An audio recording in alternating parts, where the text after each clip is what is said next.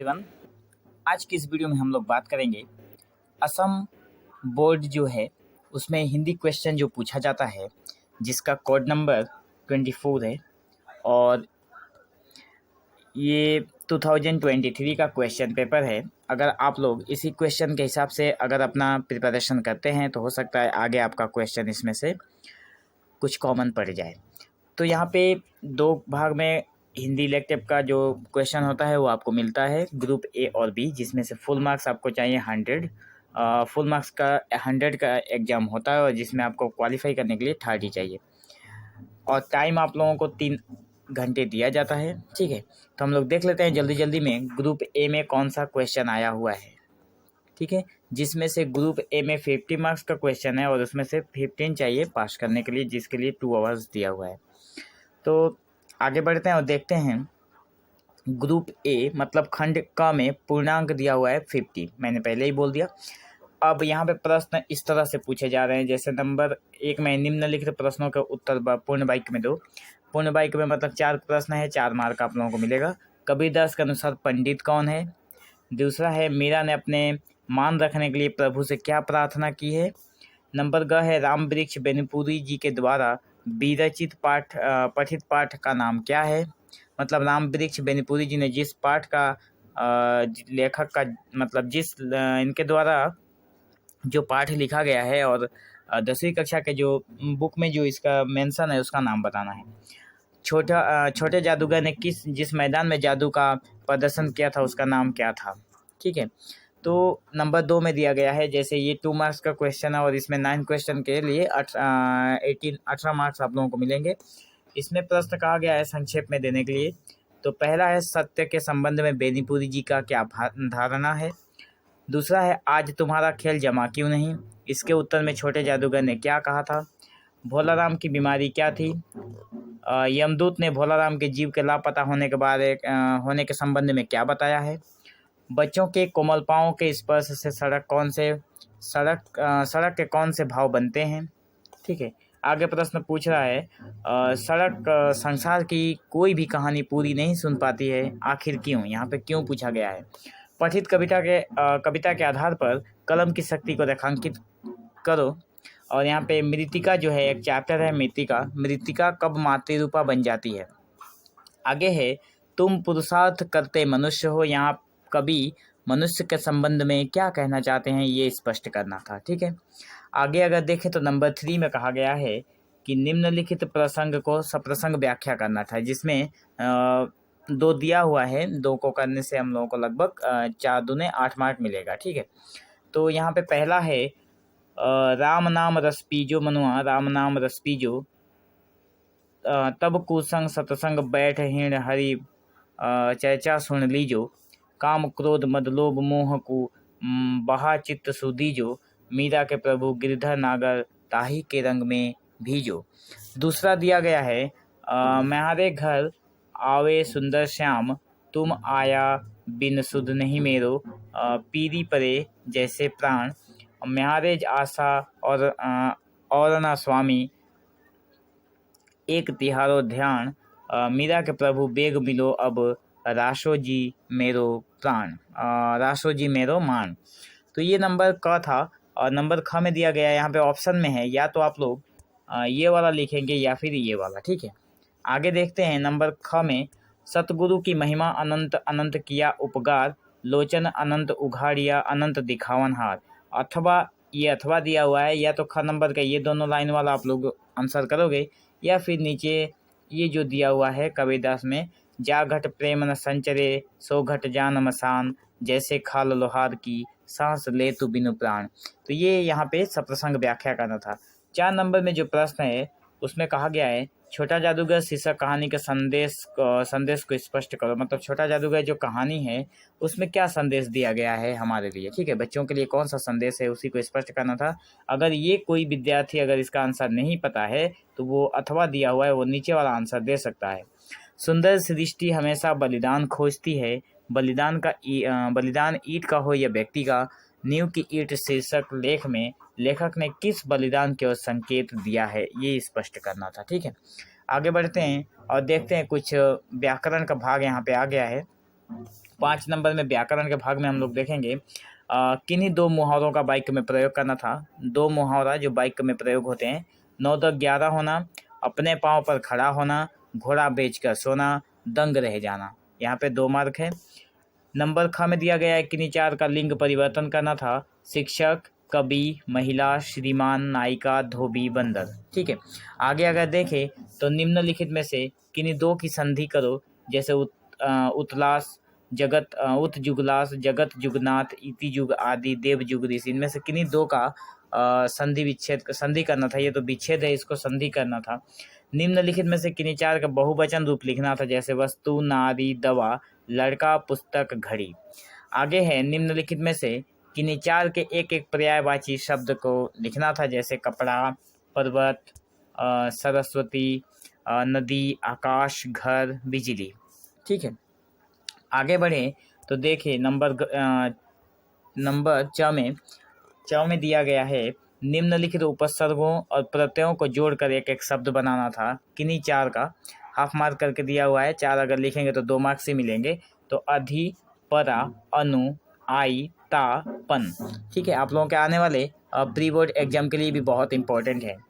और यहाँ पे नंबर 6 नंबर में है कि निम्नलिखित में से किन्हीं 4 के विपरीतार्थक शब्द लिखो, जैसे निंदा, स्थूल, दोस्त, विष, धनी, सौभाग्य, कठिन। ठीक है, आगे देखें तो निम्नलिखित में से किन्हीं 2 वाक्यों को शुद्ध करो। जैसे यहाँ पे ये 4 वाक्य आप लोगों के सामने दिया हुआ है, लेकिन इसमें ये अशुद्ध वाक्य हैं, कुछ ना कुछ इसमें सही करना है।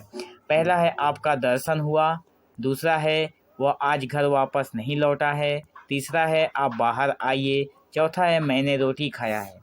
ठीक है, तो इतना है नंबर ग्रुप ए में। और ग्रुप बी में, जिसको हम लोग खंड ख बोलेंगे और पूर्णांक है इसमें से, तो इसमें से हम लोगों को मिलेगा लगभग, ये पहले वाला 50 मार्क्स था और इसमें भी 50 मार्क्स है। तो 6 नंबर का प्रश्न जो है उसमें पूछा गया है निम्नलिखित प्रश्न के उत्तर पूर्ण वाक्य में देना था। महादेवी जी ने किसको नीलकंठ कहा है? मयूर जो है वो कलाप्रिय वीर पक्षी है, हिंसक मात्र नहीं। इसका उदाहरण महादेवी जी ने क्या कहकर दिया है? ग नंबर में है महादेवी जी ने किसके लिए बड़े मियाँ शब्दों का प्रयोग किया है? नंबर घ है नरेंद्र शर्मा द्वारा रचित पाठ्य कविता का नाम लिखो। और अंत में है कवि ने किसे ठोकर मारने की बात कही है। तो ये रहा हमारा क्वेश्चन, आप लोग ध्यान से देखिए। नंबर 7 नंबर जो है उसमें है अधोअंकित प्रश्नों के उत्तर संक्षेप में देना था। अपने प्रिय तारों के टूटने पर अंबर क्यों शोक नहीं मनाता? यहाँ पे अंबर का मतलब होता है गगन। ठीक है, यहाँ पे अंबर का मतलब होगा गगन। तारों के टूट जाने पर आकाश, अंबर, गगन जो है वो क्यों शोक नहीं मनाता है, वही लिखना है। दूसरा है जो बीत गई कविता का संदेश क्या है? नंबर ग में है कवि ने कायरता को प्रतिहिंसा से अधिक अपवित्र क्यों कहा है? घ नंबर है युद्ध देही कहे सब पामर, देन दुहाई पीठ फेर कर। यहाँ कवि क्या कहना चाहते हैं? ठीक है, आगे बढ़े। सत्य का सही तोल क्या है? कायर मत बन, कविता के आधार पर स्पष्ट करो। चिड़िया वाले के चरित्र की किन्हीं 2 विशेषताएं लिखो। आगे है नीलकंठ ने खरगोश के बच्चे को सांप के चंगुल से कैसे बचाया था? नंबर ब्रिगेज में है जाली के बड़े घर में रहने वाले जीव जंतुओं के आचरण की किन्हीं 2 विशेषताओं का उल्लेख करो। ठीक है, तो ये था हम लोगों का ग्रुप बी का। ठीक है, आगे और है जो इसमें से कुछ ग्रामर के पार्ट हैं, व्याकरण का भाग है, जिसे देख लेना बहुत जरूरी है। यहाँ पे कहा गया है निम्नलिखित प्रश्न को उत्तर देना था, और ये कोई एक क्वेश्चन 5 मार्क्स कैरी कर रहा है यहाँ पे। ठीक है, या तो आप ये वाला दो या फिर ये वाला। पहला नंबर कहा गया है नीलकंठ की मृत्यु के पश्चात महादेवी जी ने उसका अंतिम संस्कार कैसे किया है, ये स्पष्ट करना था। और इसमें कहा गया है कि पशु पक्षियों के रूप, स्वभाव, व्यवहार तथा चेष्टाओं से लेखिका महादेवी जी भली भांति परिचित थी। पाठ के आधार पर इस उक्ति की सार्थकता को स्पष्ट करो। ठीक है, आगे अगर देखें तो हमारे पास निबंध दिया गया है, बहुत ही इम्पोर्टेंट टॉपिक है, जिसमें से 8 मार्क्स हर साल कवर किया जाता है। एवरी ईयर यहाँ से 8 मार्क्स पूछे जाते हैं। तो आप लोग अगर थोड़ा ध्यान से पढ़ेंगे तो आप लोग यहाँ पे निबंध खुद से बनाकर लिख पाएंगे। जिसमें से पहला है अनुशासन और विद्यार्थी।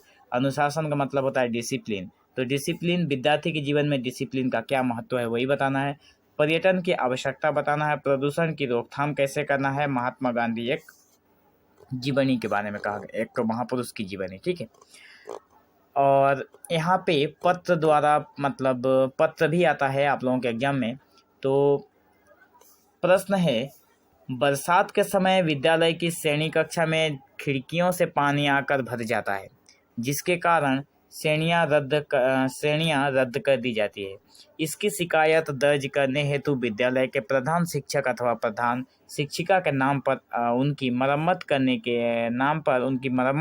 लिए एक प्रार्थना पत्र लिखना है। मतलब जब बारिश होती है तो विद्यालय में पानी भर जाता है खिड़कियों से पानी आकर, तो स्कूल छुट्टी दी जाए, मतलब विद्यालय जो है वो छुट्टी दे दी जाती है। तो करना क्या है, इसी के ऊपर एक मतलब पत्र लिखना है अपने मतलब अपने प्रधान शिक्षक को कि इसकी जो है मरम्मत की जाए, ठीक है। अगर इसके ऊपर आप लोग नहीं लिख पा रहे हो तो अथवा में दिया गया है कि करना क्या है, महात्मा गांधी पर बनाई गई एक पुरस्कृत फिल्म अपने नगर के सिनेमा हॉल में प्रदर्शित हो रही है। अपनी कक्षा के कक्षा प्रतिनिधि की हैसियत से उस फिल्म को देखने की अनुमति अपनी कक्षा की अंतिम 2 कक्षाओं को रद्द कर देने की प्रार्थना कर अपने विद्यालय के प्रधान शिक्षक या प्रधान शिक्षिका के नाम पर एक प्रार्थना पत्र लिखो। मतलब यहाँ पे कहा गया है कि महात्मा गांधी के नाम पर कोई एक फिल्म चलने वाली है, ठीक है, लेकिन आप हो अपने क्लास के अपनी कक्षा के मॉनिटर, ठीक है, आपको प्रतिनिधि बनाकर रखा गया है। तो करना क्या है कि आपको एक एप्लीकेशन लिखना है, एक पत्र लिखना है अपने प्रधान शिक्षक के